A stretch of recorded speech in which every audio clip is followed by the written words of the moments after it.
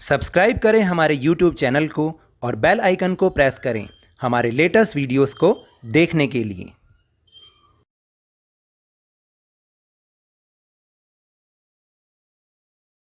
Hello and welcome to Lovneesh sir की class. ये directorate of education GNCT of Delhi की worksheet है, वर्कशीट नंबर 3, जो कि सिर्फ कक्षा 8वीं के विद्यार्थियों के लिए है। यह ली गई है विज्ञान विषय से और आज हम जिसके बारे में बात करेंगे वह है सूक्ष्म जीव और एक जो प्रक्रिया है वो है किण्वन। इंग्लिश में हम इसे फर्मेंटेशन भी कहते हैं। और आपको तो याद होगा जो इससे पिछली 2 वर्कशीट थी उसमें भी हमने सूक्ष्म जीवों के बारे में ही पढ़ा था और उसमें हमने ये पढ़ा था कि सूक्ष्म जीव कितने प्रकार के होते हैं और कैसे कैसे होते हैं, हमारे काम आते हैं या नहीं आते, उनमें से क्या है। और पिछली बार तो हमने ये भी पढ़ा था कि दूध से दही कैसे बन जाती है, कि जो उसमें कौन सा बैक्टीरिया होता है, आप बताइए। याद आया? लैक्टोबैसिलस। लैक्टोबैसिलस के कारण जो वो सूक्ष्म जीव था लैक्टोबैसिलस, उसके कारण ही दूध जो है वो दही में परिवर्तित हो जाता है। तो चलिए आज की वर्कशीट भी कुछ ऐसी ही है, कुछ जानकारी भरी है, कुछ समझने वाली है। तो मेरे साथ शुरुआत करते हैं और समझने की कोशिश करते हैं। आज पिंकी का जन्मदिन है। अरे पिंकी के जन्मदिन के साथ साथ याद आया आज आप में से भी तो बहुत लोगों का जन्मदिन होगा। तो जिन जिन का जन्मदिन है उन्हें मेरी तरफ से जन्मदिन की बहुत बहुत शुभकामनाएं। और जैसे आज पिंकी का जन्मदिन मन रहा है आपके घर में भी वैसे ही आपका जन्मदिन मने और आपको भी अपने इस जन्मदिन पर आपकी फेवरेट डिशेस, फेवरेट खाना खाने को मिले, यही सबसे बड़ी बात है। हर जन्मदिन पर उसके दादाजी उसके लिए बाजार से उसके मनपसंद छोले भटूरे लेकर आते हैं, लेकिन इस बार कोरोना की वजह से उन्होंने मना कर दिया। ओहो, छोले भटूरे का नाम सुनते ही मुंह में पानी आ गया। लेकिन क्या करें, ये जो कोरोना वायरस है ना, इसने सब कुछ खराब करके रख दिया। उसकी मम्मी ने पिंकी को सरप्राइज देने के लिए छोले भटूरे घर पर बनाने की योजना बनाई। भटूरे बनाने के लिए उन्होंने क्या किया, उन्होंने थोड़ा सा मैदा लिया, उसमें थोड़ी सी चीनी, गर्म पानी और 2 चुटकी यीस्ट पाउडर मिलाकर उसे नरम आटे में गूंथकर बर्तन में 2 घंटों के लिए रख दिया। ये जो यीस्ट है ना, इसको हम लोग, कई लोग खमीरा भी बोलते हैं कि खमीर मिला दो इसके अंदर, तो या वो खमीर उड़ जाता है, तो हम उसको इस नाम से भी बोलते हैं। फिर कुछ घंटों बाद पिंकी ने देखा वह आटा तो फूल गया जिससे मम्मी ने भटूरे बनाए। पिंकी बहुत खुश थी क्योंकि अब उसे उसकी मनपसंद खाने की चीज़ मिल गई। और ऐसे ही आपके जन्मदिन पर आज आपको भी आपकी मनपसंद खाने की चीज़ मिले, ये मेरी बहुत बड़ी शुभकामनाएं हैं आपके साथ। यहाँ पर आटा इसलिए फूल गया क्योंकि उस आटे में मौजूद यीस्ट, जो कि एक सूक्ष्म जीवी है, ने तेजी से जनन करके श्वसन के दौरान कार्बन डाइऑक्साइड गैस छोड़ी और उस गैस के बुलबुलों ने आटे में फंसकर उसे फुला दिया।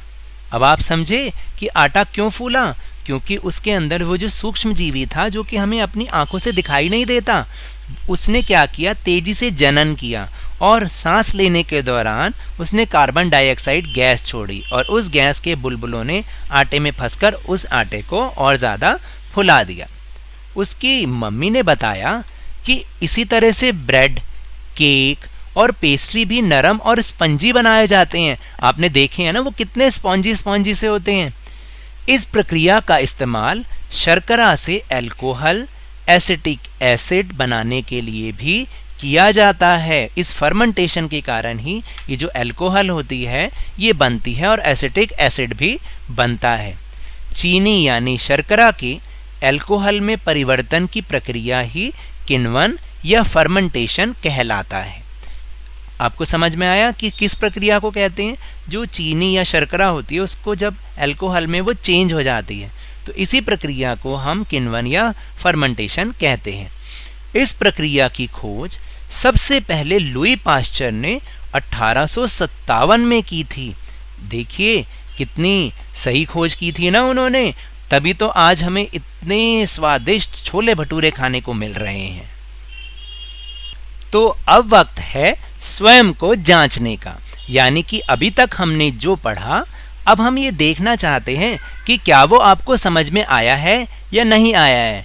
तो चलिए अब हम चलते हैं अपने प्रश्नोत्तर की ओर। तो सबसे पहला प्रश्न है कि किण्वन प्रक्रिया की परिभाषा लिखिए और इस प्रक्रिया की खोज किसने की थी। ये तो बहुत ही आसान है, अभी सबसे आखिरी में तो हमने उसी की बात की थी। तो इसका उत्तर है कि चीनी या शर्करा के अल्कोहल में परिवर्तन की प्रक्रिया ही किण्वन या फर्मेंटेशन कहलाती है। इस प्रक्रिया की खोज सबसे पहले किसने की थी? लुई पास्चर ने की थी 1857 में। तो अब हम चलते हैं अपने दूसरे प्रश्न की ओर। किण्वन प्रक्रिया द्वारा प्राप्त किन्हीं 5 खाद्य पदार्थों के नाम लिखने हैं, यानी किण्वन प्रक्रिया से कौन कौन से खाद्य पदार्थ 5 होते हैं। तो देखिए मैंने लिखने की कोशिश की, आपको जो अगर पता है इससे भी ज़्यादा तो आप उनके नाम भी लिख सकते हैं। वे हैं ब्रेड, केक, पेस्ट्री, ढोकला और इडली। फिर तीसरा प्रश्न है कि कौन सा सूक्ष्म जीव किण्वन प्रक्रिया में सहायक है। तो इसका उत्तर तो बहुत ही आसान है, यीस्ट। देखिए किण्वन प्रक्रिया में कौन सा सूक्ष्म जीव है? यीस्ट। और दही में कौन सा होता है? लैक्टोबैसिलस। तो अब चलते हैं अपने चौथे प्रश्न की ओर। अपने मनपसंद किसी 2 खाने की वस्तुओं के नाम लिखिए जो किण्वन प्रक्रिया द्वारा बनाए जाते हैं। अब इसमें तो आपको अपने मनपसंद खाने की वस्तु लिखनी है जो कि किण्वन प्रक्रिया से बने। तो जो मेरे मनपसंद है वो मैंने यहाँ लिख दिए, आप अपनी मनपसंद के यहाँ लिख सकते हैं, जैसे छोले भटूरे और ढोकला। फिर आखिरी प्रश्न है प्रश्न नंबर 5। ऊपर की गई गतिविधि में आटा क्यों फूल गया था, कारण बताइए। तो उत्तर बहुत ही आसान है, आटा इसलिए फूल गया था क्योंकि उस आटे में मौजूद यीस्ट, जो कि एक सूक्ष्म जीवी भी है, उसने क्या किया?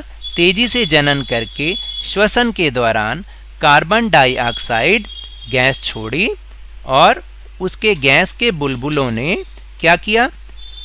आटे में फंसकर उसे फुला दिया। तो अब समझ में आया आपको कि आटा क्यों फूल गया था। तो ये तो थी आज की वर्कशीट।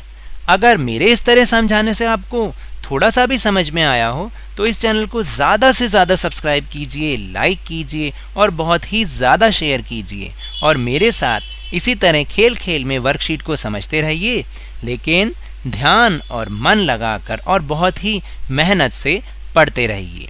धन्यवाद।